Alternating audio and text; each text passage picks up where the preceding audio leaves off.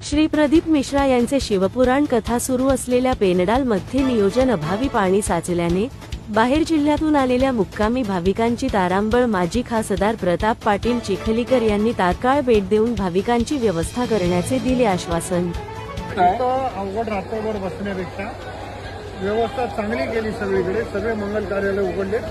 आपण चला तिकडे लाईन लागली बसेस, 100 बसेस आल्या, आणखी बसेस जे आहेत आणि सकाळी जे आहे ते आपल्याला संडास बाथरूमची सुद्धा सुविधा लागणार आहे, तर ती सुद्धा लातूरून आपण मागवण्यात आलेली आहे। तरी नागरिकांना विनंती करण्यात येते की जेवढी शक्य होईल तेवढी व्यवस्था करण्यात येत आहे, तर कोणी काही घाबरून जाण्याचं कारण नाही आहे।